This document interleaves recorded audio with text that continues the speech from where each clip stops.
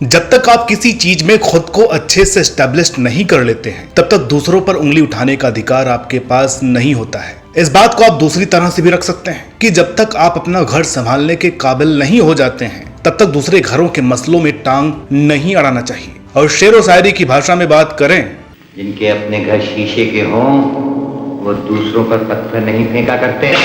दुनिया में बहुत से ऐसे देश हैं जो इतनी आसान बात को आज तक नहीं समझ पाए हैं और आए दिन उन बातों पर अपनी राय रखते रहते हैं जिन पर उनके अपने देश में ही सिचुएशन सही नहीं है। पाकिस्तान एक ऐसा ही देश है जो ह्यूमन राइट्स की सुरक्षा, धार्मिक स्वतंत्रता और समानता के साथ साथ सेकुलरिज्म पर भारत और बाकी देशों को राय देने का मौका कभी नहीं छोड़ता है। हाल ही में राम मंदिर के उद्घाटन के समय भी उसने ऐसा ही किया था। लेकिन इस देश को अपने गिरेबान में झांक करके एक बार ये जरूर देख लेना चाहिए कि उसके अपने हालात, अपने लोगों के अधिकार और अपने देश में सेकुलरिज्म कितना सुरक्षित है। आज के इस वीडियो में हम आपके सामने अधिकार और स्वतंत्रता जैसे बड़े मुद्दों पर राय रखने वाले इसी देश पाकिस्तान में हिंदू माइनॉरिटीज का हिस्टोरिकल बैकग्राउंड, प्रेजेंट सिचुएशन और बाकी चीजों पर बात करने वाले हैं जो आपके लिए जानना बहुत ही जरूरी है। नमस्कार, मेरा नाम है अनुराग सूर्यवंशी और आप देख रहे हैं नारद टीवी। मोहम्मद अली जिन्ना को भारत की आजादी से बहुत साल पहले ही ये डर सताने लगा था कि भारत में कांग्रेस की सत्ता में यहाँ के करोड़ों मुसलमान स्वतंत्र रूप से कभी नहीं रह पाएंगे। जिन्ना का यह विश्वास साल दर साल जवाहरलाल नेहरू के बढ़ते प्रभाव और कुछ घटनाओं के चलते पुख्ता होता चला गया। और जब साल 1947 में भारत की आजादी बिल्कुल ही सुनिश्चित हो गई थी तब मोहम्मद अली जिन्ना के नेतृत्व में मुस्लिम लीग ने भारतीय मुसलमानों के लिए एक अलग देश की मांग को आवाज देना शुरू किया, या यूं कहें कि अपनी पुरानी मांग को ज्यादा उग्र रूप से सामने रखना शुरू कर दिया था। आखिरकार साल 1947 में मुस्लिम लीग की मांग को मानते हुए भारत को दो भागों में बांटने का फैसला किया गया और इस तरह से पूरी तरह से धर्म के आधार पर पाकिस्तान का जन्म हुआ। मगर शुरू में पाकिस्तान को पूरी तरह से एक इस्लामिक राष्ट्र मान लेना मुमकिन नहीं था, क्योंकि बहुत से हिंदू परिवार अपनी मिट्टी, अपने घर और अपनी यादों को छोड़ने के लिए तैयार नहीं थे और कुछ लोगों के लिए ऐसा करना पॉसिबल भी नहीं था। विभाजन से पहले 1941 की जनगणना के अनुसार पश्चिमी पाकिस्तान में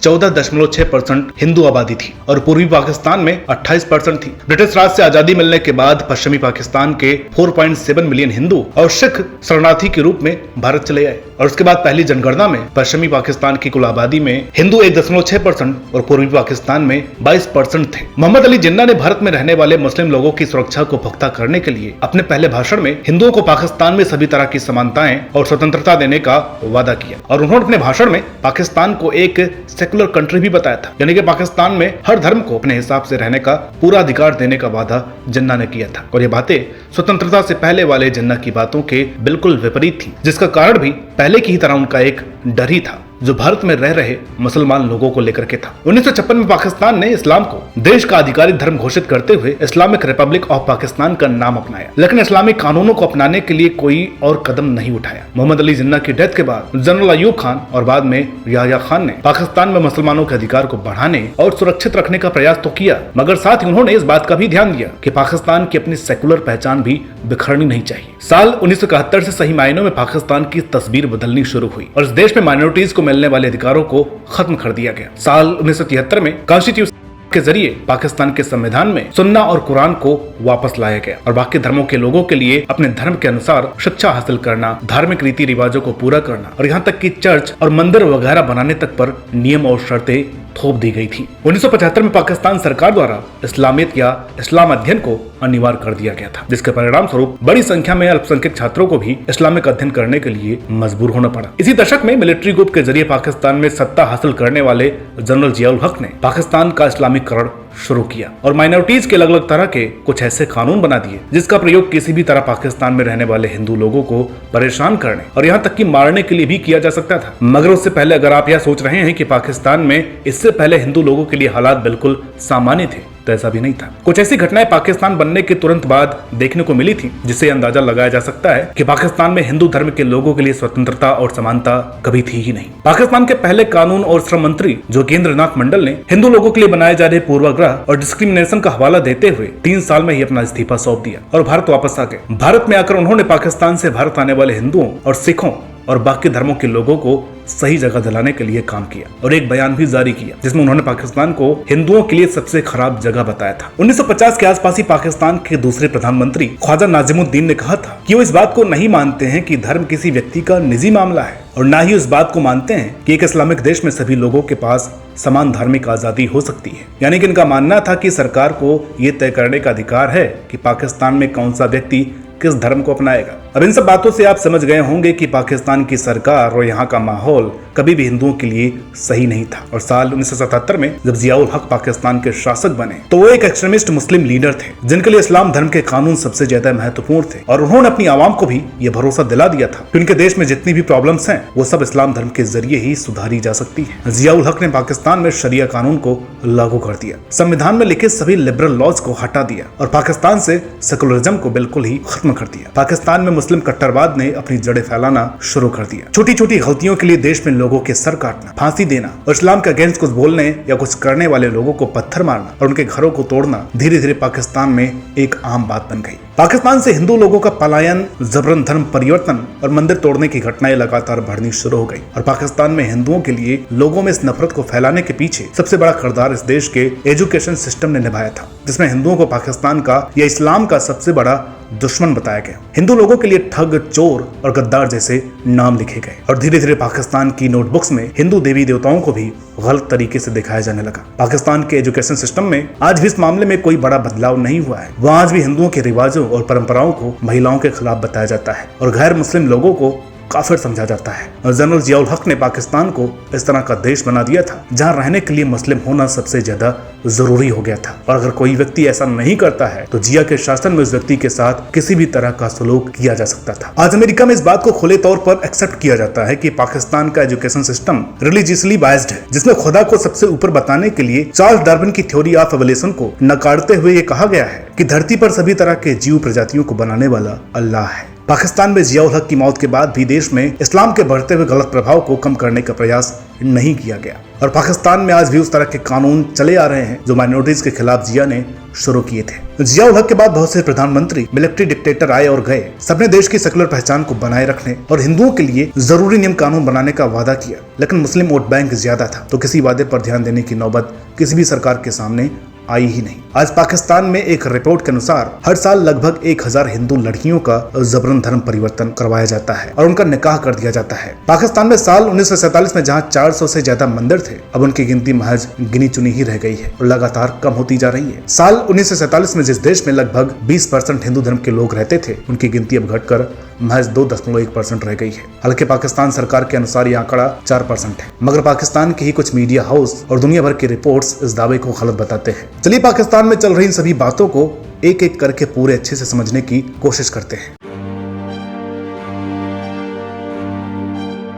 एक अध्ययन के अनुसार पाकिस्तान में हिंदू धर्म से संबंधित लोगों का एक बड़ा हिस्सा यानी लगभग 79% लोग भेदभाव का सामना करते हैं। पाकिस्तान के पंजाब प्रांत में यह आंकड़ा सबसे ज्यादा 86% है। पाकिस्तान के National Council for Justice and Peace के अनुसार पाकिस्तान में अपर कास्ट हिंदुओं की औसत लिटरेसी रेट 36% है और लोअर कास्ट हिंदुओं की औसतन लिटरेसी रेट 19% है और यह आंकड़ा पाकिस्तान की औसतन रेट यानी 46% से भी कम है और यह आंकड़ा लगातार कम हो रहा है क्योंकि पाकिस्तान में हिंदू माता पिता अपनी बेटियों को इस डर से स्कूल नहीं भेजते हैं कि कहीं किसी बहकावे में आकर या डर के माहौल में उनकी बेटी धर्म परिवर्तन न कर ले। पाकिस्तान में हिंदू लोगों का धर्म परिवर्तन करने के लिए अच्छा रोजगार और बढ़िया सोशल स्टेटस देने का लालच भी दिया जाता है, जो एक हिंदू व्यक्ति के लिए पाकिस्तान में बिना धर्म परिवर्तन के लिए हासिल करना पॉसिबल नहीं है। सबीरा प्रकाश पाकिस्तान की पहली हिंदू महिला है जिन्हें पाकिस्तान में कोई चुनाव लड़ने के लिए टिकट दी गई थी। साल 2023 में सबीरा को यह मौका मिला था, यानी पाकिस्तान में पिछले 75 सालों में कोई भी हिंदू लड़की चुनाव लड़ने के लिए मैदान में नहीं उतरी थी। लड़कियां ही क्यों, पाकिस्तान में हिंदू धर्म से संबंधित सभी लोगों का हिस्सा अपने देश के राजनीतिक इतिहास में बहुत ही कम रहा है। राजनीति से हटकर अगर मिलिट्री, पुलिस, खेल और एंटरटेनमेंट क्षेत्र की भी बात करें तो यहाँ भी हालत कुछ ज्यादा अच्छी नहीं रहे हैं। दानिश कनेरिया की कहानी तो आप सभी ने सुनी होगी। पाकिस्तान में दानिश कनेरिया की तरह क्रिकेट से लेकर हर क्षेत्र में हजारों ऐसे हिंदू लोग रहे हैं जिन्हें भेदभाव और पक्षपात का सामना करना पड़ा है और इनमें से ज्यादातर कहानियां हमारे सामने तभी आ पाती हैं जब ऐसे लोग पाकिस्तान को छोड़कर अमेरिका या भारत में रहने के लिए आ जाते हैं। जून 2023 में पाकिस्तान हायर एजुकेशन कमीशन ने होली मनाने पर बैन लगा दिया था, जिससे देश की मुस्लिम आइडेंटिटी बचाई जा सके। हालांकि इस फैसले को कुछ ही समय में सोशल मीडिया पर मिले विरोध के बाद बदल दिया गया था। साल 2023 में हिंदू और सिख लोगों के साथ बाकी माइनॉरिटीज ने भी फोर्स्ड कन्वर्जन और अपने लोगों के साथ हो रहे भेदभाव के विरुद्ध प्रदर्शन किया था, जिसे कुचलने का प्रयास भी किया गया। पाकिस्तान में हिंदू लोगों के विरुद्ध लगातार बढ़ रहे इसी खराब माहौल के क्या परिणाम देखने को मिल रहे हैं और आगे किस तरह ये सिचुएशन और भी खराब हो सकता है, इसका अंदाजा आप इसी बात से लगा सकते हैं कि साल 2014 में पाकिस्तान मुस्लिम लीग नवाज के सदस्य डॉक्टर रमेश कुमार बंकवानी ने पाकिस्तान की नेशनल असेंबली में खुलासा किया था कि लगभग 5000 हिंदू पाकिस्तान से हर साल पलायन कर रहे हैं। पाकिस्तान का एजुकेशन सिस्टम किस तरह से हिंदू धर्म विरोधी है, ये कोई छिपी बात नहीं है। और उस एजुकेशन सिस्टम से पढ़ करके निकले बच्चे आगे चलकर किस नजर से हिंदू लोगों को और उनके रीति रिवाजों को देखते हैं, इसका अंदाजा आप इसी बात से लगा सकते हैं कि अमेरिका में रहने वाली एक पाकिस्तानी हिंदू लड़की ने कुछ समय पहले अपने सोशल मीडिया हैंडल पर वीडियो के जरिए बताया था कि उन्हें उनके भाई को किस तरह स्कूल में हर दिन धर्म परिवर्तन करने के लिए कहा जाता था, उनके साथ भेदभाव किया जाता था, उन्हें किस तरह कुरान पढ़ने के लिए मजबूर किया जाता था और किस तरह साथ पढ़ने वाले बच्चे उनके भाई को मारते थे। ये एक उदाहरण हमें पाकिस्तान की खराब होती सोच और विचार करने की क्षमता के खत्म होने के बारे में बहुत ही अच्छे से बताती है। एजुकेशन सिस्टम में पढ़ाई जाने वाली किताबों को छोड़कर अगर मैगजीन और इंटरनेट की तरफ देखें तो आप पहले ये फोटो देख लीजिए, जिसमें इमरान खान को भगवान शिव की तरह दिखाया गया है। और इस फोटो के ऊपर जो लिखा है उससे पता चलता है कि इस फोटो के जरिए इमरान खान के गलत चरित्र को भगवान शिव के साथ जोड़ करके दिखाने की कोशिश की गई है। एक ऐसी ही तस्वीर पाकिस्तान की एक महिला राजनेता की भी सामने आई थी, जिसमें उन्हें मां काली के रूप में दिखाया गया। और अगर यहाँ भी आप उर्दू में लिखी बात को पढ़ें तो आपको पता चल जाएगा कि मां काली को किस तरह गलत तरीके से पोर्ट्रेट करने की कोशिश की गई है। पाकिस्तान के मीम कल्चर में और किसी नेता का मजाक उड़ाने के लिए हिंदू धर्म का प्रयोग करना कोई नई बात नहीं है। ये हमेशा से चलता आ रहा है, जो आज सोशल मीडिया के जरिए काफी आसानी से दुनिया के सामने आ जाता है। पाकिस्तान दलित नेटवर्क के एक नेता के अनुसार साल 2011 से पाकिस्तान में कोरियन क्रिश्चियन मिशनरीज एक्टिव हैं और उन्होंने साल 2012 में लगभग 1000 पाकिस्तानी हिंदुओं का धर्म परिवर्तन करने का काम किया था। एक आंकड़े के मुताबिक पाकिस्तान में कोरियन क्रिश्चियन मिशनरीज ने साल 2014 से 2016 के बीच लगभग 200 से 250 से ऐसे गाँव में लोगों को पूरी तरह से मुस्लिम धर्म अपनाने पर मजबूर कर दिया था, जहाँ हिंदू धर्म के लोग सबसे ज्यादा रहते थे। पाकिस्तान में सबसे ज्यादा धर्म परिवर्तन किसी लड़की से शादी करने के मकसद से किए जाते हैं और अगर कोई लड़की लालच, बहकावे और डर से ऐसा नहीं करती है तो उसे जान से मार दिया जाता है। पूजा और वाशिद लासारी का मामला पुराना नहीं है, जिसमें पॉलिटिकली रिच फैमिली से आने वाले वासिद ने पूजा को धर्म परिवर्तन के लिए तंग किया और जब पूजा ने ऐसा करने से मना कर दिया तो वासिद ने पूजा को मार दिया। वतन कार्ड और राष्ट्रीय पहचान पत्र आसानी से प्राप्त करने के लिए कई हिंदुओं को इस्लाम में परिवर्तित होने के लिए लालच दिया जाता है। इन धर्मांतरित लोगों को जमीन और धन भी दिया जाता है और साल 1989 से एक मिशन के जरिए लगभग 1 लाख लोग लालच में आकर मुसलमान बन चुके हैं। जबरन धर्म परिवर्तन करने से बचने के लिए पाकिस्तान से हर साल हजारों की संख्या में हिंदू और बाकी धर्म के लोग भारत में आ जाते हैं और कुछ लोग अमेरिका और बाकी पश्चिमी देशों की तरफ भी चले जाते हैं। भारत सरकार ने हमेशा से ऐसे शरणार्थियों को अच्छी सुविधाएं देने और जल्द से जल्द उनको भारत की नागरिकता देने का प्रयास किया है। साल 2015 में इस मामले में भारत सरकार ने एक बड़ा फैसला लिया था, जिससे पाकिस्तानी हिंदुओं के लिए भारत आना और यहाँ कर नागरिकता के लिए अप्लाई करना बहुत आसान हो गया है। अब भारत सरकार जल्द ही देश में CAA लाने की कोशिश भी कर रही है, जो ऐसे रिफ्यूजीज के लिए सुकून से भरी खबर है। इस्लाम धर्म के अनुसार किसी का जबरन धर्म परिवर्तन और जबरन विवाह करना गलत है और पाकिस्तान सरकार भी अपने देश में इन सभी तरह की बातों को नकारती आई है। लेकिन किताबों में लिखी गई बातें और नेताओं की जुबान से निकली बातें आंकड़ों में ही सही नजर आती हैं। पाकिस्तान में आज भी धर्म परिवर्तन और माइनॉरिटीज के पलायन का सिलसिला बदस्तूर जारी है। साल 2020 में पाकिस्तान में एक मंदिर को लगभग 1500 लोगों की भीड़ ने सिर्फ इसलिए जला दिया था क्योंकि उस मंदिर का क्षेत्र बढ़ाने की बात हो रही थी, जो कुछ लोगों को पसंद नहीं आ रही थी। हाल ही में पाकिस्तान में एक हिंदू बुजुर्ग आदमी गोकुलदास को पुलिस ने बुरी तरह से पीट दिया क्योंकि वो रमजान के समय दिन में बिरयानी खा रहे थे। पिछले साल एक दुकानदार को भीड़ ने सिर्फ इसलिए पीट दिया क्योंकि वह रोजे के समय अपनी दुकान में डिलीवरी के लिए खाना बना रहा था। किडनैपिंग और कन्वर्जन जैसे मामले पाकिस्तान में आए दिन की खबरें हैं और इनका मकसद सिर्फ इतना ही होता है कि किसी तरह पाकिस्तान में रहने वाले हिंदुओं को इस्लाम धर्म से जोड़ दिया जाए। UNO से लेकर भारत सरकार और दुनिया भर में मानव अधिकार के लिए लड़ने वाली संस्थाओं ने पाकिस्तान में होने वाले इन गलत कामों के लिए पाकिस्तान को गलत ठहराया, लेकिन पाकिस्तान सरकार से लेकर पुलिस किसी पर भी कोई असर नहीं हुआ क्योंकि पाकिस्तान में कोई भी सरकार मुस्लिम समाज के खिलाफ जाने का प्रयास नहीं कर सकती है। पाकिस्तान में पुलिस द्वारा धर्म परिवर्तन की घटनाओं और जबरन निकाह के केसेज को लव मैरिज का नाम देकर के रफा दफा कर दिया जाता है। मंदिर तोड़ने की घटनाएं रिकॉर्ड में दर्ज ही नहीं हो पाती है। पाकिस्तान में ब्लास्फेमी लॉज को पाकिस्तान सरकार द्वारा मुस्लिम लोगों की मांग पर पिछले साल और भी ज्यादा सख्त कर दिया गया है, जिसका प्रयोग इस देश में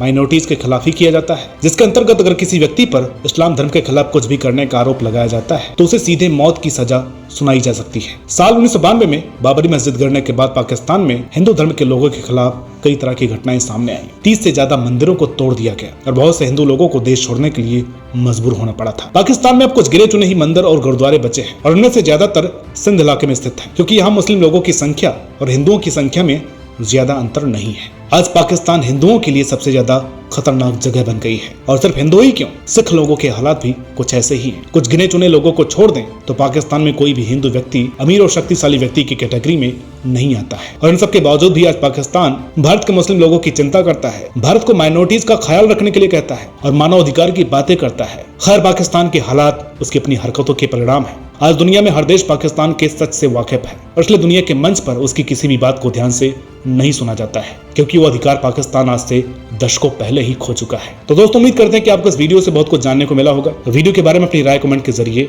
जरूर लिखें, इसे शेयर करें, लाइक करें और चैनल पर नए हैं तो इसे सब्सक्राइब करना ना भूलें। मिलते हैं आपसे अगली वीडियो में, तब तक के लिए नमस्कार।